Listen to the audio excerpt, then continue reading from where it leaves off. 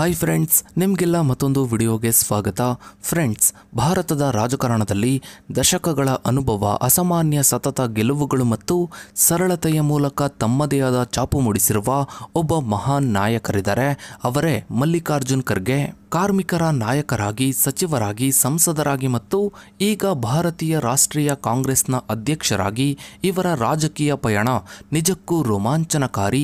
ಆದರೆ ಇಷ್ಟೆಲ್ಲ ಸಾಧನೆಗಳ ನಡುವೆ ದೇಶದ ಮೂಲೆ ಮೂಲೆಯಲ್ಲಿ ಒಂದು ಪ್ರಶ್ನೆ ಈಗಲೂ ಪ್ರತಿಧ್ವನಿಸ್ತಾ ಇದೆ. ಮಲ್ಲಿಕಾರ್ಜುನ ಖರ್ಗೆ ಅವರು ಭಾರತದ ಮುಂದಿನ ಪ್ರಧಾನಿಯಾಗ್ತಾರಾ?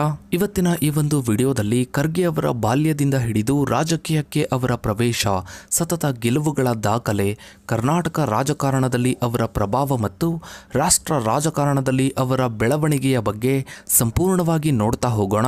ಫ್ರೆಂಡ್ಸ್, ಮಲ್ಲಿಕಾರ್ಜುನ್ ಖರ್ಗೆ ಅವರು ರಾಜಕೀಯದ ಒಬ್ಬ ಹಿರಿಯ ನಾಯಕರು.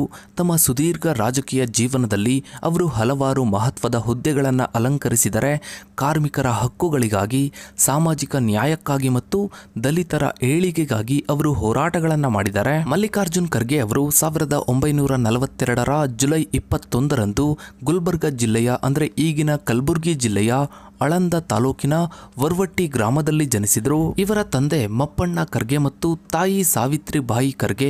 ಇವರ ಕುಟುಂಬವು ದಲಿತ ಸಮುದಾಯಕ್ಕೆ ಸೇರಿದ್ದು, ಬಾಲ್ಯದಲ್ಲಿ ಕಡುಬಡತನ ಮತ್ತು ಸಾಮಾಜಿಕ ಅಸಮಾನತೆಯನ್ನ ಅನುಭವಿಸಿದ್ರು. ಇವರು ಪ್ರಾಥಮಿಕ ಶಿಕ್ಷಣವನ್ನ ಕಲಬುರಗಿಯಲ್ಲೇ ಪಡೆದರು. ನಂತರ ಇವರು ಕಲಬುರಗಿಯ ಸೆಂಟ್ ಜೋಸೆಫ್ ಪ್ರೌಢಶಾಲೆಯಲ್ಲಿ ವ್ಯಾಸಂಗ ಮಾಡಿದ್ರು. ಪದವಿ ಪೂರ್ವ ಶಿಕ್ಷಣವನ್ನ ನೂತನ ವಿದ್ಯಾಲಯದಲ್ಲಿ ಪೂರೈಸಿದ್ರು. ಗುಲ್ಬರ್ಗ ಸರ್ಕಾರಿ ಕಾನೂನು ಕಾಲೇಜಿನಲ್ಲಿ ಕಾನೂನು ಪದವಿಯನ್ನ ಪಡೆದರು. ಖರ್ಗೆ ಅವರು ವಿದ್ಯಾರ್ಥಿಯಾಗಿದ್ದಾಗಲೇ ನಾಯಕತ್ವದ ಗುಣಗಳನ್ನು ಮೈಗೂಡಿಸಿಕೊಂಡಿದ್ರು. 1960ರ ದಶಕದ ಆರಂಭದಲ್ಲಿ ಅವರು ಕಲಬುರಗಿ ಸರ್ಕಾರಿ ಕಾನೂನು ಕಾಲೇಜಿನ ವಿದ್ಯಾರ್ಥಿ ಸಂಘದ ಪ್ರಧಾನ ಕಾರ್ಯದರ್ಶಿಯಾಗಿ ಆಯ್ಕೆಯಾಗಿದ್ದರು. ಕಾನೂನು ಪದವಿ ಪಡೆದ ನಂತರ ಖರ್ಗೆ ಅವರು ವಕೀಲರಾಗಿ ತಮ್ಮ ವೃತ್ತಿ ಜೀವನವನ್ನ ಆರಂಭಿಸಿದ್ರು. ಅದೇ ಸಮಯದಲ್ಲಿ ಅವರು ಕಾರ್ಮಿಕ ಚಳುವಳಿಗಳಲ್ಲಿ ಸಕ್ರಿಯವಾಗಿ ಪಾಲ್ಗೊಂಡರು.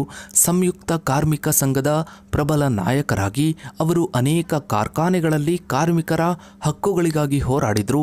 ಕಲಬುರಗಿಯಲ್ಲಿ ಅಸ್ತಿತ್ವದಲ್ಲಿದ್ದ ಅನೇಕ ಕಾರ್ಖಾನೆಗಳ ಕಾರ್ಮಿಕ ಸಂಘಗಳಿಗೆ ಅವರು ಕಾನೂನು ಸಲಹೆಗಾರರಾಗಿದ್ದರು. ಇನ್ನು ಖರ್ಗೆ ಅವರು 1969ರಲ್ಲಿ ಕಾಂಗ್ರೆಸ್ ಪಕ್ಷಕ್ಕೆ ಸೇರುವ ಮೂಲಕ ರಾಜಕೀಯ ಕ್ಷೇತ್ರಕ್ಕೆ ಅಧಿಕೃತವಾಗಿ ಕಾಲಿಟ್ಟರು. ಇದು ಅವರ ದೀರ್ಘ ಮತ್ತು ಯಶಸ್ವಿ ರಾಜಕೀಯ ಪಯಣದ ಆರಂಭವನ್ನ ಗುರುತಿಸುತ್ತೆ. ನಂತರ 1972ರಲ್ಲಿ ಅವರು ಗುರುಮಠಕಲ್ ವಿಧಾನಸಭಾ ಕ್ಷೇತ್ರದಿಂದ ಕರ್ನಾಟಕ ವಿಧಾನಸಭೆಗೆ ಮೊದಲ ಬಾರಿಗೆ ಸ್ಪರ್ಧಿಸಿ ಗೆಲುವನ್ನ ಸಾಧಿಸಿದ್ರು. ಇದು ಅವರ ಚುನಾವಣಾ ರಾಜಕೀಯದ ಮೊದಲ ಪ್ರಮುಖ ಹೆಜ್ಜೆಯಾಗಿತ್ತು ಮತ್ತು ರಾಜ್ಯ ರಾಜಕಾರಣದಲ್ಲಿ ಅವರ ಉಪಸ್ಥಿತಿಯನ್ನ ಭದ್ರಪಡಿಸಿತು. ಗುರುಮಠಕಲ್ನಿಂದ ಪ್ರಾರಂಭಿಸಿ ಖರ್ಗೆ ಅವರು ಸತತವಾಗಿ 11 ಬಾರಿ ವಿಧಾನಸಭಾ ಚುನಾವಣೆಯಲ್ಲಿ ಗೆಲ್ಲುವ ಮೂಲಕ ಒಂದು ಅನನ್ಯ ದಾಖಲೆಯನ್ನೇ ನಿರ್ಮಿಸಿದ್ದಾರೆ. ಇದು ಕರ್ನಾಟಕದ ರಾಜಕೀಯ ಇತಿಹಾಸದಲ್ಲಿ ಒಂದು ಅಪರೂಪದ ಸಾಧನೆಯಾಗಿದ್ದು, ಅವರ ಜನಪ್ರಿಯತೆ, ನಾಯಕತ್ವ ಗುಣ ಮತ್ತು ರಾಜಕೀಯ ಸ್ಥಿರತೆಗೆ ಸಾಕ್ಷಿಯಾಗಿದೆ. 2009ರವರೆಗೆ ಕಲಬುರಗಿ ಜಿಲ್ಲೆಯ ವಿವಿಧ ವಿಧಾನಸಭಾ ಕ್ಷೇತ್ರಗಳಿಂದ ಶಾಸಕರಾಗಿ ಸೇವೆ ಸಲ್ಲಿಸಿದರು. ಈ ಅವಧಿಯಲ್ಲಿ ಅವರು ತಮ್ಮ ಕ್ಷೇತ್ರದ ಜನರಿಗೆ ನಿರಂತರವಾಗಿ ಸೇವೆ ಸಲ್ಲಿಸಿ ಅವರ ವಿಶ್ವಾಸವನ್ನ ಗಳಿಸಿದರು. ಇನ್ನು ಕರ್ನಾಟಕ ರಾಜ್ಯ ರಾಜಕಾರಣದಲ್ಲಿ ಮಲ್ಲಿಕಾರ್ಜುನ್ ಖರ್ಗೆ ಅವರು ಹಲವಾರು ಪ್ರಮುಖ ಸಚಿವ ಸ್ಥಾನಗಳನ್ನು ಅಲಂಕರಿಸಿದ್ದಾರೆ. ದೇವರಾಜ ಅರಸು, ಗುಂಡೂರಾವ್, ವೀರೇಂದ್ರ ಪಾಟೀಲ್, SM ಕೃಷ್ಣ, ಧರಮ್ ಸಿಂಗ್ ಸೇರಿದಂತೆ ಹಲವು ಮುಖ್ಯಮಂತ್ರಿಗಳ ಸಂಪುಟದಲ್ಲಿ ಅವರು ಸೇವೆಯನ್ನ ಸಲ್ಲಿಸಿದರು. ಗ್ರಾಮೀಣಾಭಿವೃದ್ಧಿ, ಕಂದಾಯ, ಗೃಹ, ನೀರಾವರಿ, ಕೈಗಾರಿಕೆ, ಸಾರಿಗೆ, ಕಾರ್ಮಿಕ, ಶಿಕ್ಷಣ ಸೇರಿದಂತೆ ಅನೇಕ ಪ್ರಮುಖ ಖಾತೆಗಳನ್ನು ಸಮರ್ಥವಾಗಿ ನಿಭಾಯಿಸಿದರು. ಇನ್ನು 2009ರಲ್ಲಿ ಅವರು ಕಲಬುರಗಿ ಲೋಕಸಭಾ ಕ್ಷೇತ್ರದಿಂದ ಸ್ಪರ್ಧಿಸಿ ಮೊದಲ ಬಾರಿಗೆ ಲೋಕಸಭೆಗೆ ಆಯ್ಕೆಯಾದರು.